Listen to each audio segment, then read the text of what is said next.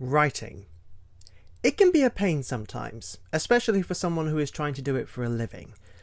I've been doing some form of writing since I was 10 or 11 years old, and it's a little scary looking back on what I've done. So I've decided to let you, ladies and gentlemen, and everyone in between, listen to my story, from scribbling on pencil and paper to being an author published by Roan and Weatherford. I don't know where it ends, but I sure as heck know where it began.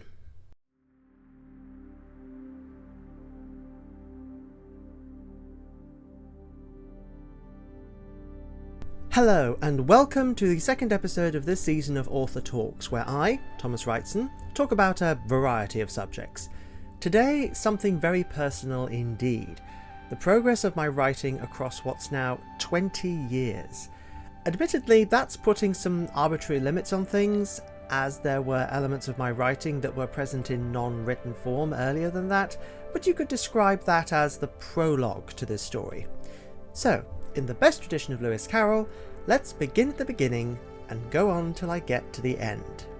I was creating stories of a sort from a very early age. I have it on good authority from my sister, mother and late father that I was creating character-driven scenarios for my cuddly toys, Duplo and Lego sets when I was 3 or 4 years old. I was also a babbler and was rapidly talking. This may make me sound like a quick developer, but in many ways I wasn't. I had an unusual mental makeup, which meant that I couldn't learn something unless I actively wanted to. Any attempt to teach me something I wasn't actively interested in led it to going in one ear and out the other. Any attempt at official education would have been bound to fail, hence why I'm in the middle of an open university degree right now to get myself a qualification that will help me get my foot in the door if nothing else. My reading ability was subpar until I was approaching my teens due to a specific form of dyslexia, which means my handwriting and ability to read some fonts isn't great, but my language comprehension was relatively good as I absorbed words, and thus stories, from audiobooks and film and television. I was exposed to Christie, Sayers, Shakespeare and other classic writers' works through their adaptations or readings, but I learnt to read on my own because I wanted to know when The Who's was on via the Radio Times. My first true inspiration for creating fiction came from a Lego series called Bionicle. To put it as simply as I can, Bionicle was a series of Lego Technic-based action figures with a metric ton of storyline and background lore behind them. They originally ran from 2001 to 2010 with a brief revival in the mid-2010s, and part of that was due to the story. To this day, Bionicle remains a pioneer in story-focused toy lines, to the point that it got comics, books, and a trilogy of very good CGI movies.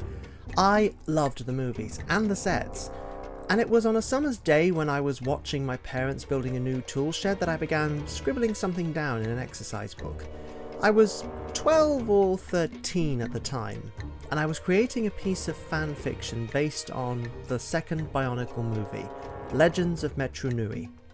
I was writing into prose the scene where the Toa warrior Likan is opening a long dormant mechanism in a temple at the heart of his city.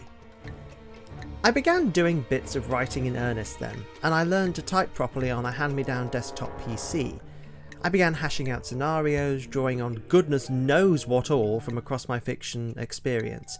By this point that included Bionicle, Narnia, Lord of the Rings, Star Wars, Star Trek, Postman Pat, Bob the Builder, The Magician's House, Doctor Who, and that's just individual examples. I was a voracious consumer of stories. For this episode, I decided to dig around a bit and find pieces from my early writing so you can just see how wobbly it was. I did some stuff, other stuff, tried short fiction on advice but never found it clicked until many years later. Instead, I created a novella. It was called The Three Saviours, completed in 2009 and for a while had the title Rising of the Eighth God. I created the title first based on a story idea that I very swiftly dropped. I shall read you a short extract from what I dug up and try not to die of embarrassment as I read out what at the time seemed like very good stuff.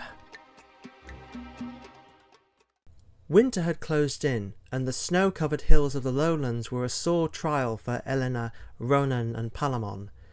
Elena was soaked to the skin, Ronan was almost spent, and Palamon was always on the move so he didn't freeze, and all were on the edge of starvation. Then, after 3 weeks of freezing hell, they sighted the desert and the snow began to vanish. They could now catch game, and they did catch game and find what edible plants they could until they had enough food to make the 2-week journey over the desert of Drejal-Vin. But it was no picnic either. The desert was scorching by day and freezing by night, but Palamon could now stretch his wings, which looked like bats' wings, with the remnants of arms still visible. He flew around the sky for sheer joy. The heat also took its toll on the hounds that were pursuing them. Only Kerberos was unaffected by the heat and lack of water. Eleanor was uneasy. Ever since they had left the woodland, she had had a feeling of eyes watching them, but she did not say anything for fear of putting more pressure on her companions. Above them, high in the sky, there was an outlandish thing. It was a lion, the size of a man, with great eagle wings and a serpent's tail. Its eyes were ringed with red fire, and its fangs dripped poisonous saliva. This was Chimera, spirit of the sky, and it was watching them. "The 3 are nearly there," it said to Cylindria, through thought, of course. "What shall we do?" 4 leagues away, Cylindria considered and said, "Catch them at Drejal-Vin."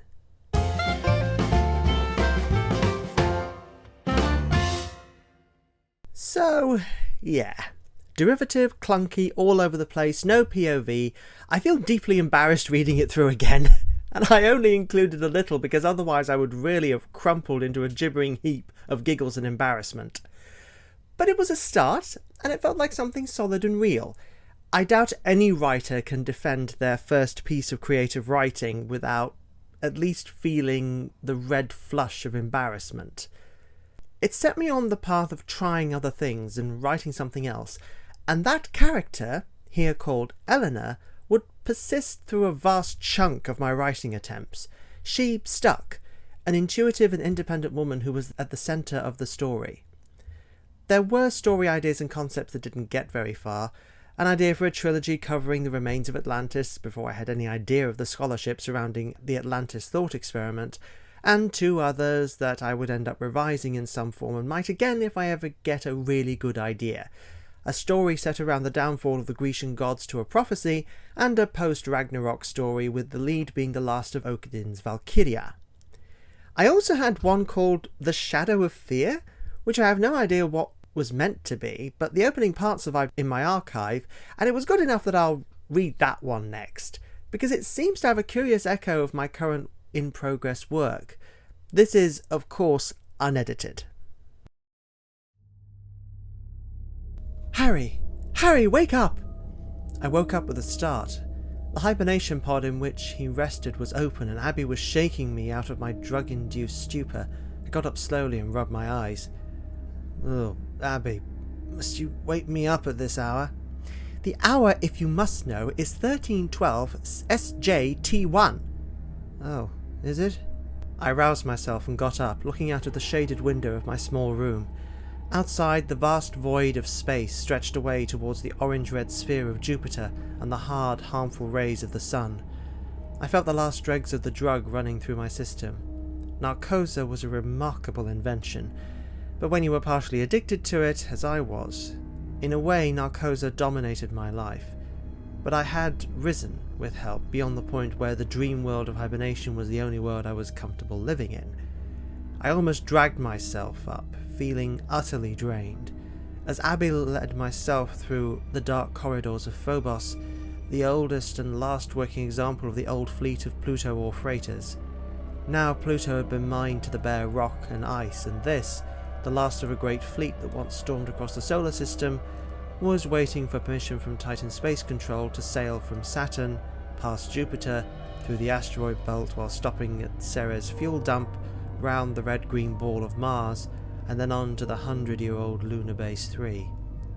As Abby and I came into the central bay, the other 5 members of the crew were working on a faulty hibernation pod. There was a humanoid robot, X5, together with 3 Mars-born humans, Kathy, Sandy, and Quilla.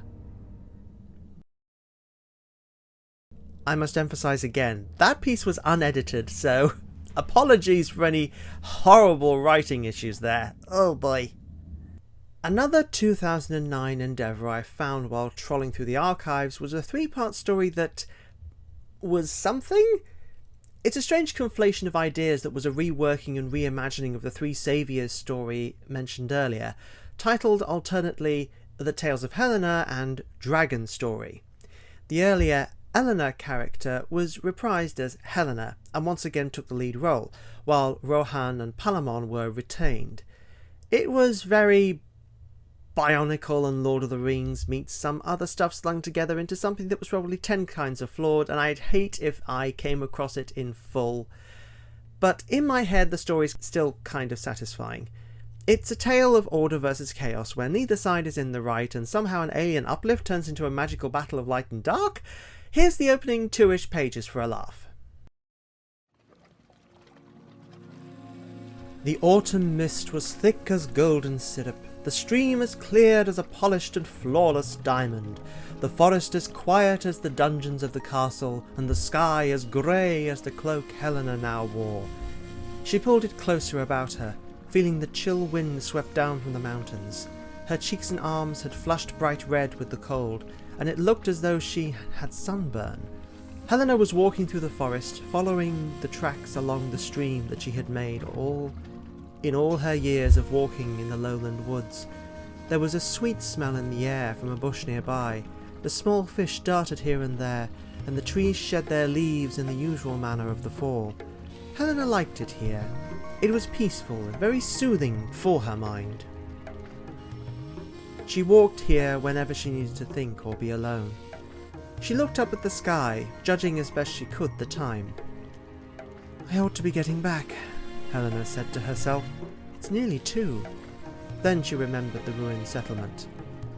"Might as well check out the graves and clean up a thing or two." She veered off to the left, into the wood following an old path, once paved but now covered in grass and dead leaves. The ruined settlement was overgrown with ivy, grass, bramble, moss, ivy-leaved toadflax and, of course, trees. Cottage walls half crumbled were scattered around, and a great inscribed column, the centre of the settlement, towered into the branches above. Various trinkets lay around and about in the bramble, with grass growing up to knee-height. Helena had a tendency to call the various items on the floor relics. She turned away to the right of the column to an overgrown graveyard. She saw many coffins and graves of both high and low-class demons, but she ignored all these for the moment. After a little while, she came up to a large sarcophagus. Carved on it were raging fires, with the wind blowing above and the land crumbling into the sea. On the lid were large straggling letters half obscured by lichen. "Ranu, leader of our settlement, died 234 AL, keeper of the peace for 50 years. She brushed dead leaves away from the lid and picked a little lichen off the inscription with her thumb and forefinger. "Well, Ranu," said Helena, gazing down at the lid, "someone still cares for your tomb." She looked up at a statue of a fighting demon, half eaten away by the elements, and lost her sense of time and place for a moment. She went over to a nearby grave. On it were 2 names, a couple buried in the same grave. Seri, the husband, and below the wife, Elo. Oh, how time passes. Then there was a soft padding followed by a rustle of leaves, a footfall. She turned and saw her guard had arrived. He was a dragon with pitted golden scales, a dark blue cloak and amber eyes. "I thought you'd be here," said Palamon. "Palamon," said Helena, not very surprised. "Has my teacher put a curse on my family yet?" Palamon smiled, showing his formidable teeth. "No," he said, flicking a late fly off his cloak. "But he may be in the next hour or so. Where have you been?" "Walking, wishing, waiting, and thinking."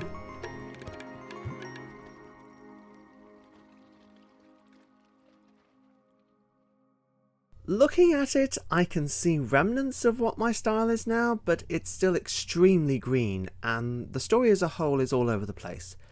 There were a ton of extra concepts and ideas that never got beyond rough drafts, story titles, or idea board-like documents that now just look very silly. Now onto something more interesting. My first full-length novels were two different things.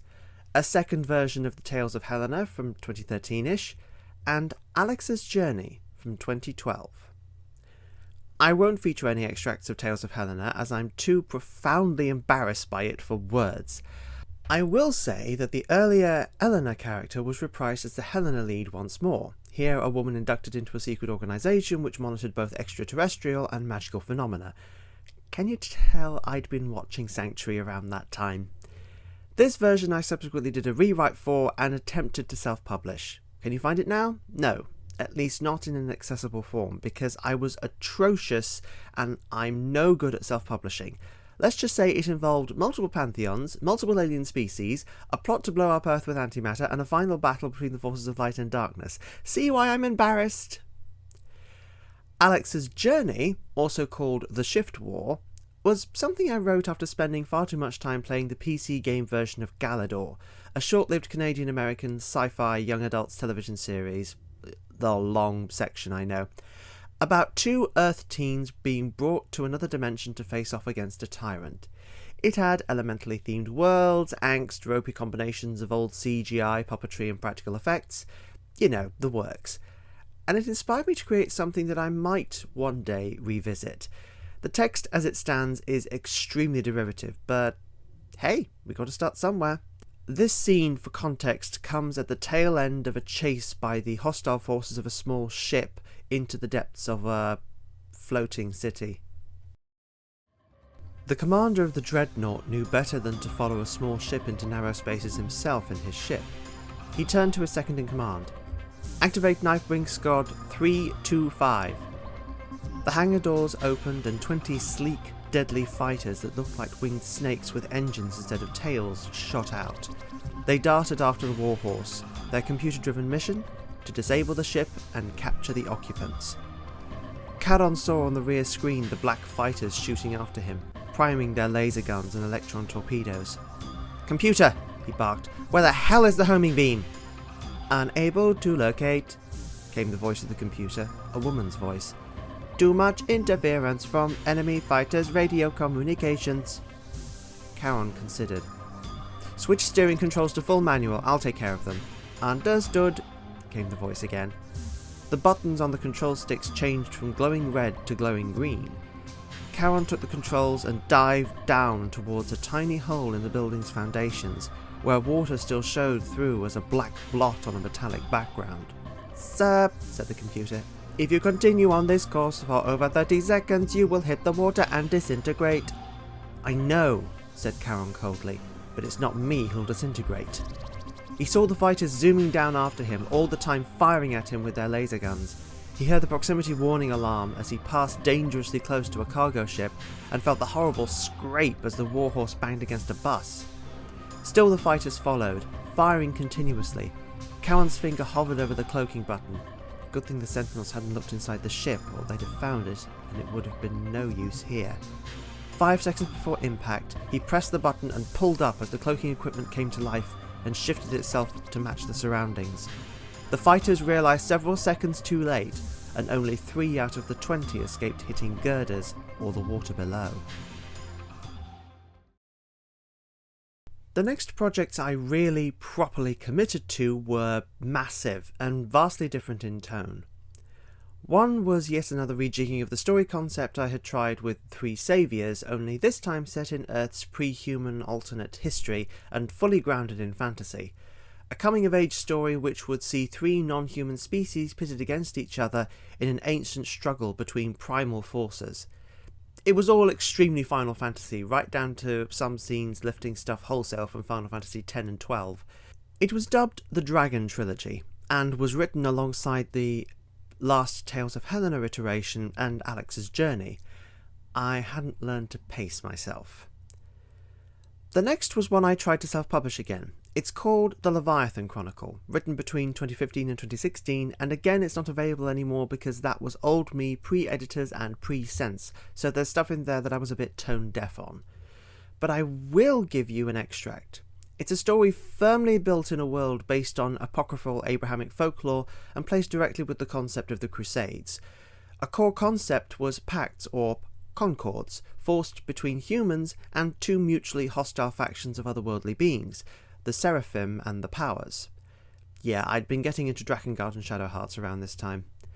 The story featured a number of characters drawn into the conflict from either side and playing a part in the proxy war between the Seraphim and Powers. They included Astarte, a warrior whose family was destroyed by the Seraphim's church and makes concord with the power Asmodeus, Elathar, a spy executed by church forces and revived by the power Chimaris, Uriel, a member of the Seraphim's church who questions their motives, Mastema, an abused prince who inherits a concord with the sympathetic Orobas, and the titular Leviathan, a female-presenting intersex person who formed a pact with the rebel being Metatron. I'll give you an extract, just for the heck of it. Suffice to say, it was a lot. As in over 175,000 words of teenage-era fictionalization of old history and religious divides. Once again, help!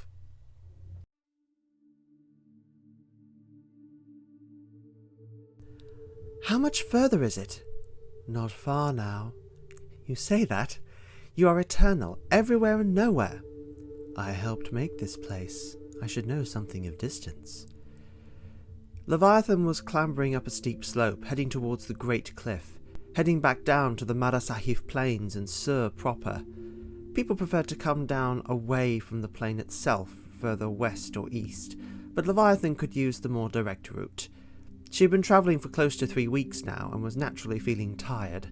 First getting out of the territory of the children, with some occasional scrapes along the way. Then she had needed to find food and water for her long trek through the untrodden mountain paths. She all remembered her fuming to Metatron over the events surrounding her departure. How could they? Talk about ingratitude! They still think of me as a protector, if that is any consolation, even if they see Idris's wisdom as foolishness in these times. It is not. To have one ungrateful for Idris's message is bad enough, but to have the whole corrupted with this misguided faith of the One is terrible. Ingratitude makes us monsters. You speak truth, yet you also speak their words. I know. You do not need to remind me. I am human. For all I have lived far beyond any normal human span, thanks in no small part to you. So it had gone on, with her even going beyond the mountains into the lands north of Sur in her wish to get away from those lands and their troubles. Eventually returning through a track she had not used in years, she had found her way into a small neutral village, where she was received and treated as a guest. There, just a week before, she had heard rumours from Sur soldiers of peace being brokered between Shah and Church.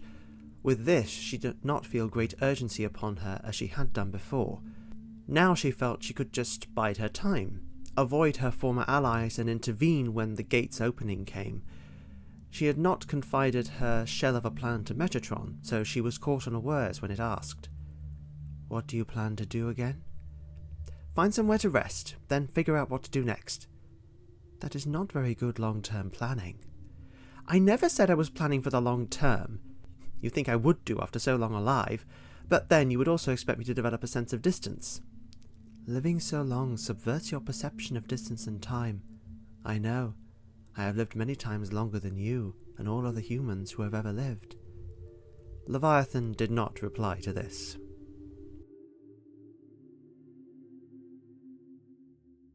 Looking at the archive material for Leviathan Chronicle, I can hardly believe I was keeping notes about where some bits and pieces of inspiration came from. Here's the final paragraph for how many ending drafts I went through. Ending went through multiple redrafts. Original scenario saw the Powers as antagonists and Mastema and Astarte dying by the book's conclusion. In another ending, Astarte was forcefully possessed by Asmodeus and killed to stop it taking over the world. Leviathan was also not going to be human, but rather the Metatron in human form.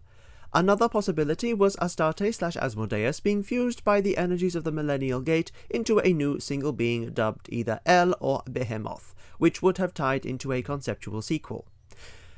This Millennial Gate here was a portal that would allow the Powers or Seraphim to enter the mortal world.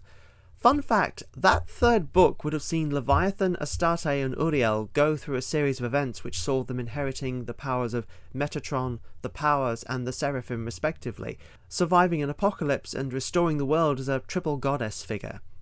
Who knows, I might try this narrative again with my current/future skills. It was in 2015 to 2016 that I was really trying to do something, get stuff done.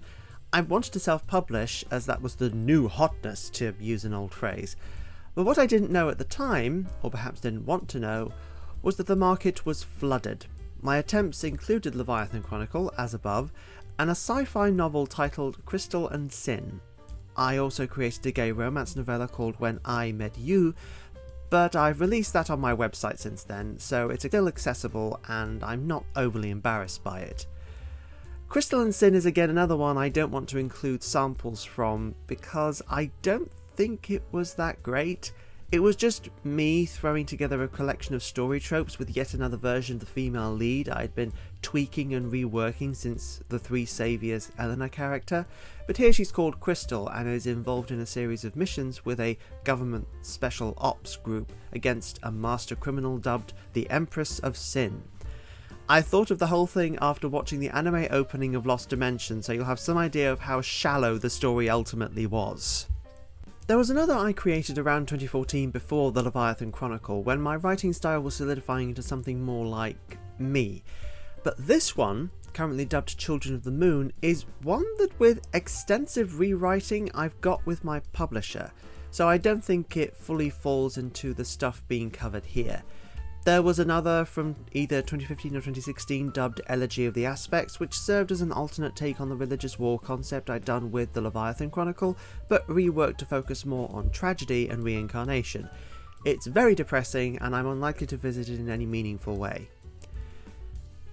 It was in 2017 that I started writing one of the series that would help me land a publisher, though it's still a ways off from release. In it, I did yet another try at my heroine character, this time an archaeologist adventurer dubbed Helena Richardson. The series was intended as a pastiche and mild parody of those adventurous affairs that were experienced by characters like Indiana Jones, Lara Croft, Robert Langdon and Sidney Fox. In fact, the first story is packed with some not very subtle shade towards Dan Brown's notorious thriller series. The series is currently 9 books long, unlikely to extend beyond that number, and follows Helena through a number of adventures between 2016 and early 2020, with her going after realistic artifacts and coping with real-world social and geopolitical issues along the way. I am happy to say that I'm thoroughly satisfied with this version of Helena. Here, a woman with Anglo-Indian heritage and strong opinions on both local ownership and protection of cultural legacies. I don't want to spoil too much, but let's just say she faces off against secret societies, criminal gangs, terrorists, oligarchs, politicians, and much more. But it was in 2018 that I wrote the book which actually got me accepted. The book that's now called Starborn Vendetta. I've discussed this in interviews, but TLDR, I'd recently watched the anime Gankutsuou, which is a sci-fi adaptation of Alexandre Dumas' The Count of Monte Cristo, and thought, hey, I could do that. It all started with this piece of test writing. On the planet Difta, on local date 3212, MW date 1000, Earth date 24,000, terrible events were coming to their close. It was a day of blood after what felt like a lifetime of waiting and plotting in the shadows. "Hold the line at all costs!" Those were the words the captain had shouted to her troops. Now she lay dead at the feet of their attacker. But who was this attacker? None had seen them clearly, only glimpsed a flash of dark hair and pale skin, before the crimson edge of their blade struck them down. The captain's corpse lay, a stark black line against the marble facade of the Condile Royal Palace. Blood oozed from the cruel slice through her belly, made by an archaic weapon wielded by a forgotten force. 2 figures stood in the gaping hole blown in the palace's boundary wall. A woman in full Confederate battle dress with a Pulsar-class laser rifle, her close-cropped golden hair contrasting starkly with the ruddy scar across one half of her face, once hidden by makeup and now exposed for all the world to see. Next to her was an androgynous figure with gleaming green eyes and black hair reaching to the small of her back, her pale-skinned form covered by close-fitting armour. These two had gone through almost every terrible thing to reach this point.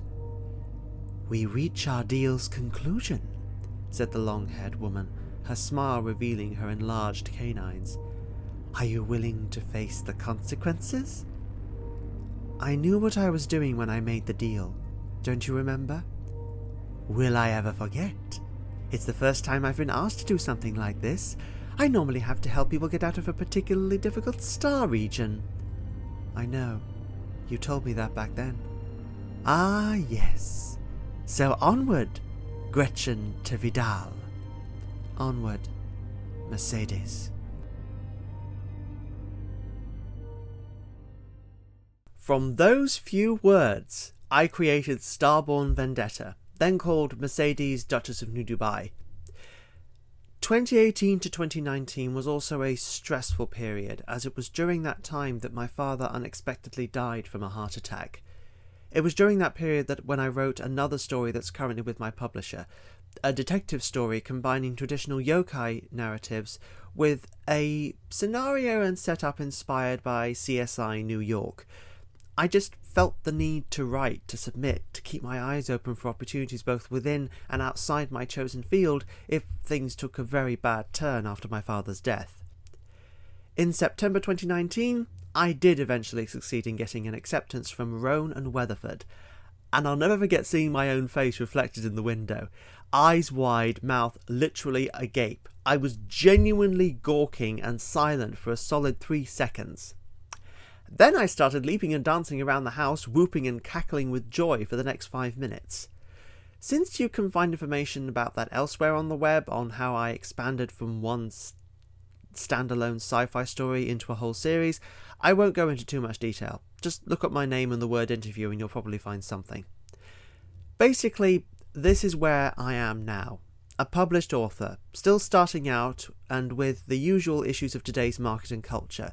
But I've got a publisher to trust in my work and my, well, I suppose you could say my potential.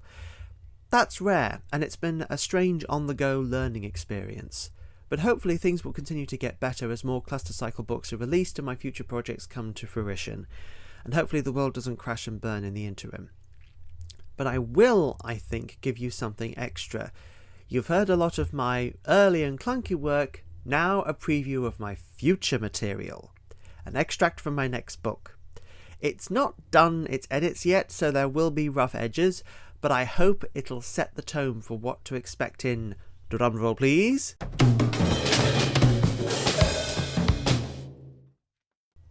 The Murderer's Lament.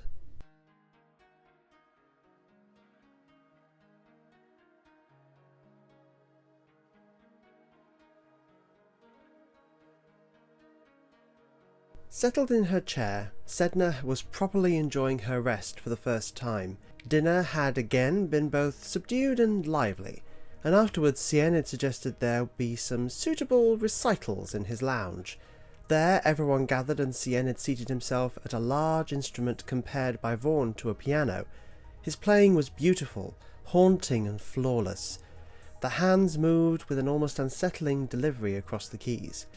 By popular demand, and with a grudging acquiescence, Hirkana performed several classical songs from the repertoires of all four peoples. She performed with a little difficulty a complex Kavki popular song that varied wildly in tempo and tone. The Ishakiriv were moved to tears by her rendering of the oratorio Shikleklik. Her native choral tribute to the homeworld's eternal sands merited applause, and a human aria from an ancient earth composer called Gershwin met with a similar response. Jacques was especially complimentary. "I had never imagined you could sing so beautifully. Humans always think they're the only ones who can do anything. Just shows you learn something new every day." "Yes." Pashai's smile was slightly forced. "You do." Given a moment to rest while Dysart was called upon for a dramatic recitation, Hirkana sat next to Sedna. "I felt such a fool." "I thought you sounded wonderful." You flatter me. I know I was off key once or twice. How has your day been so far? Very interesting. Sedna briefly and quietly related the overheard argument. What do you think of that? Nearly as interesting as what I accidentally encountered. Hyrcana in turn described both Kashkir's state and the strange sounds she had heard in the bushes. Whether we like it or not, this is proving a most interesting stay. Almost too interesting.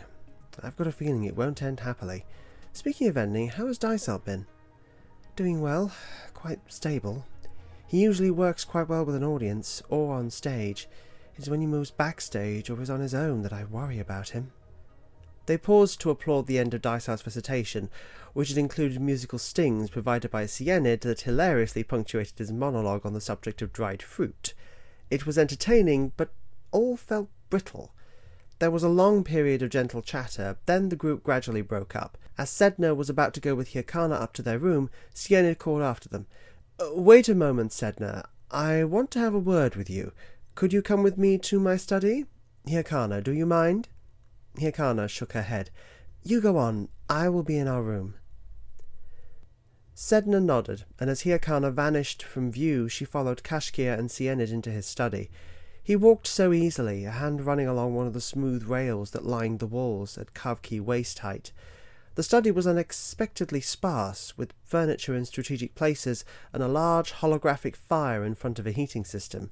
In place of books, there were panels with audio input, accessing audiobooks from a library large enough to physically cover an entire planet.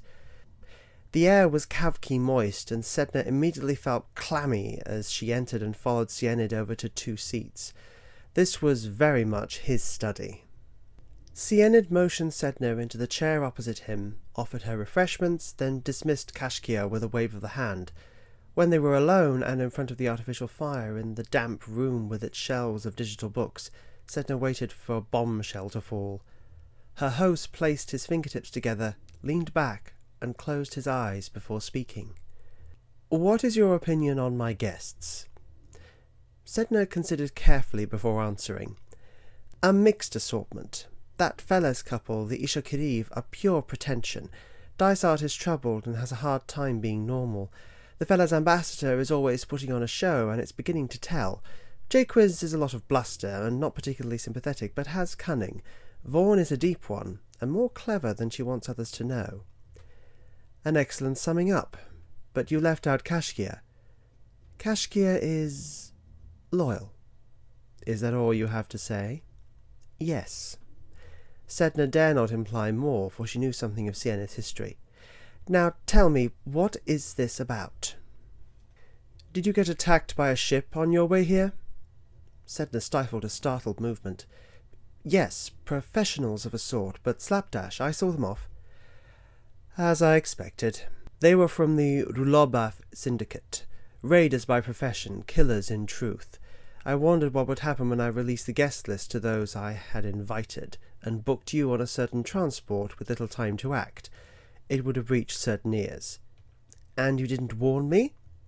Best not to prejudice the results before the examiner arrives. Care to explain why?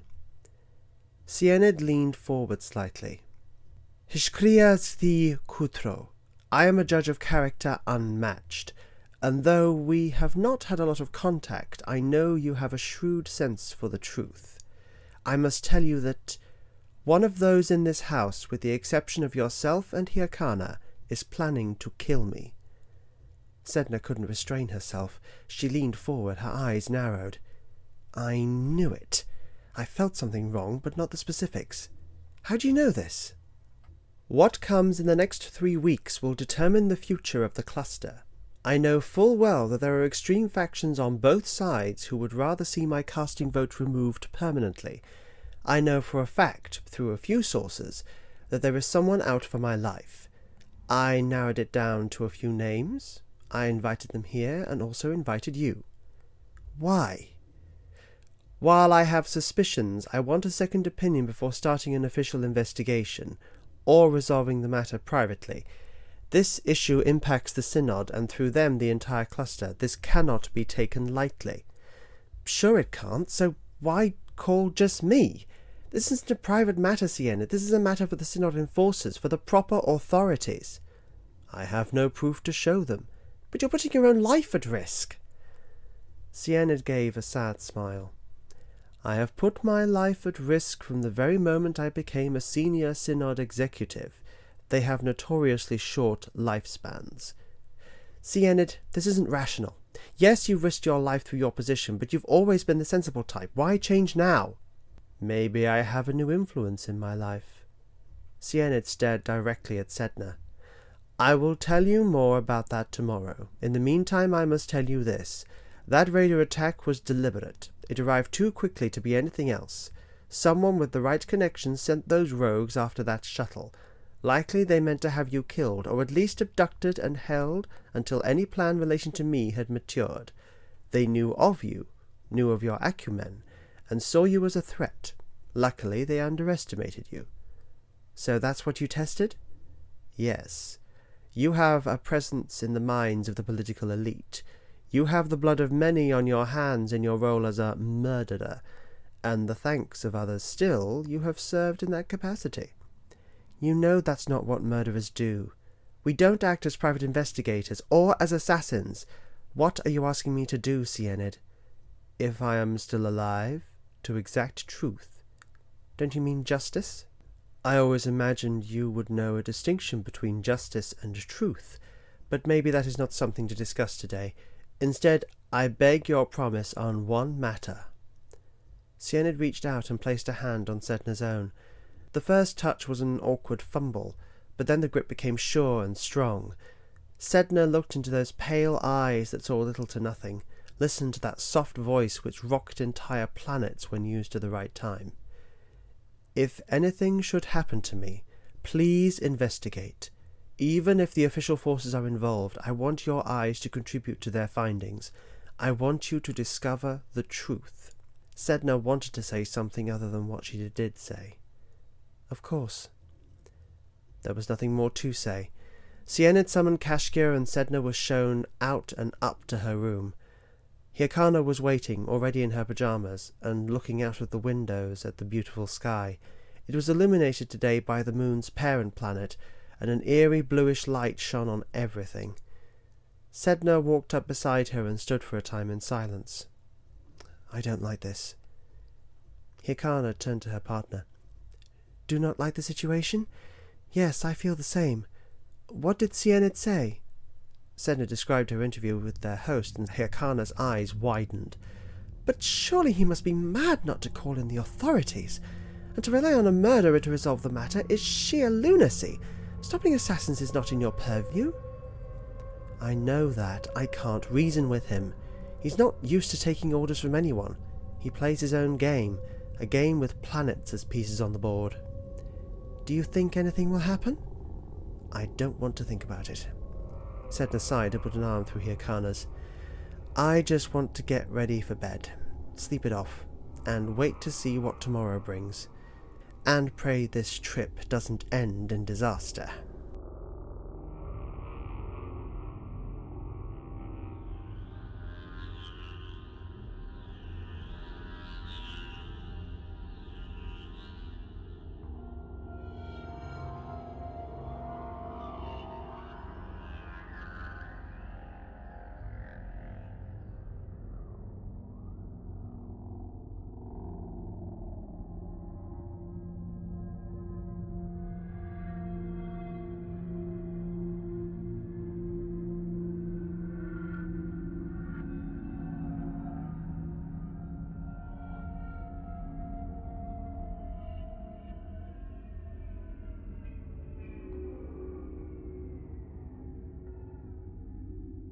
If you've reached this far, thank you for listening, and I hope you enjoyed the sample for my upcoming book.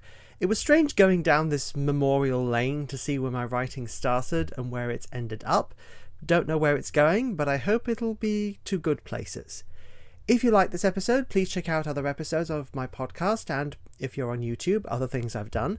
More episodes of this series will be coming up in the near future, hopefully. I can't guarantee they will be regular as clockwork. If you'd like to support me, you'll find links to my latest book in the description below, Lost Station Circe, the second entry in the science fiction space opera series The Cluster Cycle. If you enjoyed it, then do like, share and subscribe for more content in the future. Ladies and gentlemen and everyone in between, see ya!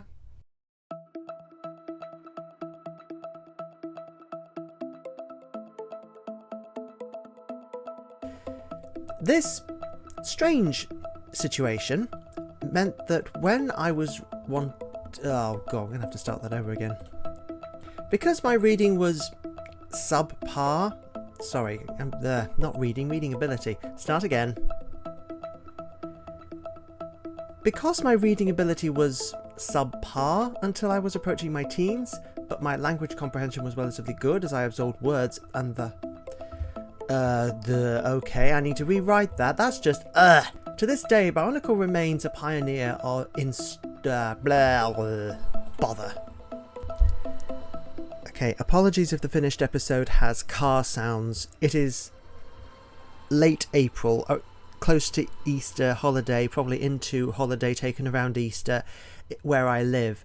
The tourists are going mildly mad, just so you know.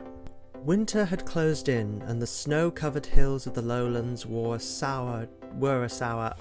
I've messed up already. Oh, good lord. Another endeavour.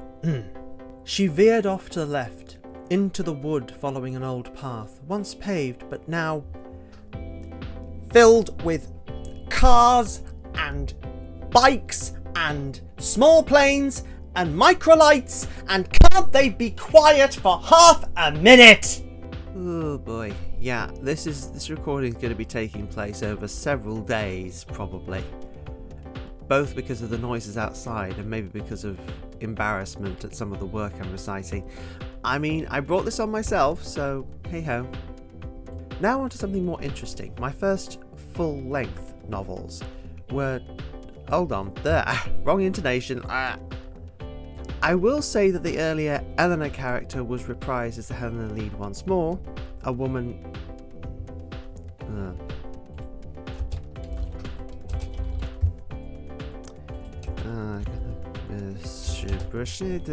the rewrites. This scene, for context, comes at the tail end of a chase by still a cargo It was dubbed the Dragon Trilogy and written alongside Tales. It was dubbed the Dragon Trilogy and written alongside the last Tales of Helena iteration and Alex's Journey. I do hate it when I press the wrong button and accidentally shut down the program. I almost lost all the progress I'd made this morning. Help! It is not. To have one ungrateful for it. I know. You do not need to remind me. I am human, for all I have lived for... I know. You need not remind me. I am human, for all I have lived beyond... Not again. I know. You do not need to remind me. I am human, for all I have lived far beyond any normal human's lifespan. Span. It's just span. Ugh! There, just a week before, she had heard rumours of soldiers of peace being beckoned. Whoops! Now she felt she could bide her time. Just bide her time. You think I would do after so long alive, but... This has got to be the most amount of retakes and redos I have done for something that is actually... consistently written in a sense. There's no word gaffes, but it's still... Oh, the amount of trips and slip-ups. Oh, my poor mouth. Why did I want to write in some high formal what's-it? I must have been so dumb. Surviving an apocalypse, restoring the world as a triple... I've got the... Cars. Hirkana nodded slowly, then placed a gentle hand on Sedna's soldier. Soldier? Sedna's soldier! So they do not have soldiers in the bathroom! Sedna was so distracted by her thoughts that she did not reply, and dropped one of the eggs she picked up with messy results. Oh, come on, cars, I'm trying to record here. Sedna was so distracted by her thoughts that she did not reply, and dropped one of the eggs she had picked up with messy results. Settling at the table, she continued to be distracted as cars went by again. Okay, I'm gonna have to start this thing up at the end of the day. Ugh, tourists! Sedna was so distracted by her thoughts that she did not reply, and... I really am gonna have to wait for this evening. Damn it.